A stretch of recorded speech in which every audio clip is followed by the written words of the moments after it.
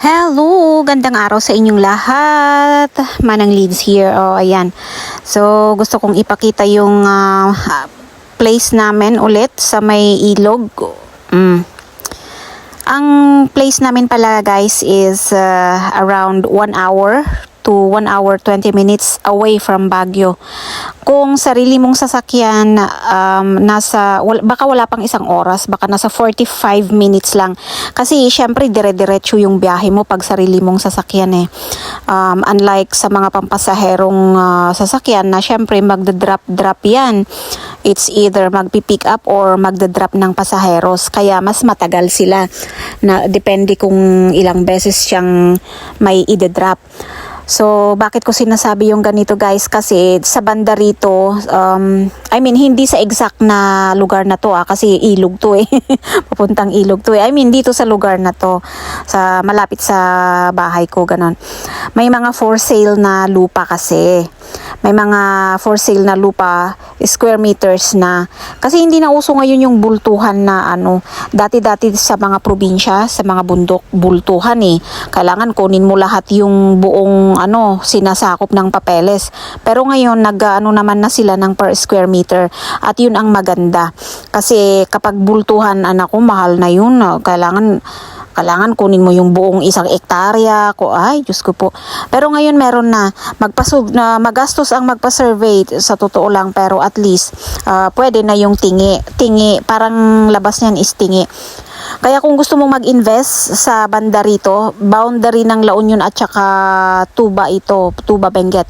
Pero mas tahimik pa rin dito, medyo malamig-lamig pa rin dito kumpara kung nasa La Union or Pangasinan ka.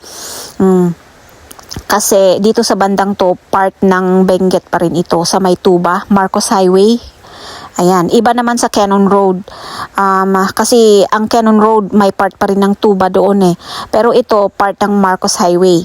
So kung gusto mong mag-invest ng parcel of lot dito sa banda rito, i-PM mo lang ako. Nandyan sa screen ang WhatsApp number ko. Pwede mo akong i-message. Okay? So ayan. Ang channel na to hindi na lang hindi lang para sa annulment at saka Islam divorce ha. May mga na tayo, may mga ibang services na tayo. Although matagal na to, 'di ba? Last year pa yata ako nag-start sa sa real estate. Or 2 years ago, ganon. Bihira nga lang akong mag-upload dito sa YouTube. Kasi parang ang hirap-hirap ihalo sa dito sa topic natin dito. Pero, hayaan mo na. Kahit halo-halo na yung content.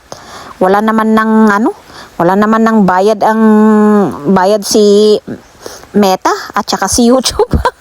Sentimos na lang, Diyos ko.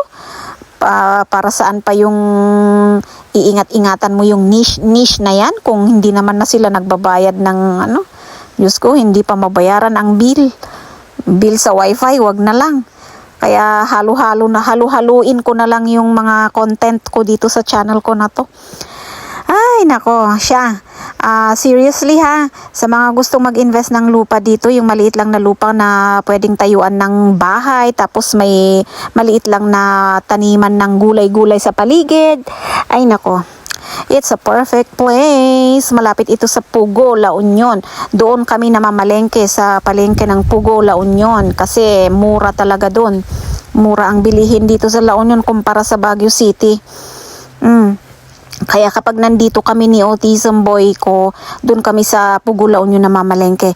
By the way, kapag bakasyon ni Rabay sa SPED Baguio, sa school niya, nandito kami. Dito kami umuuwi.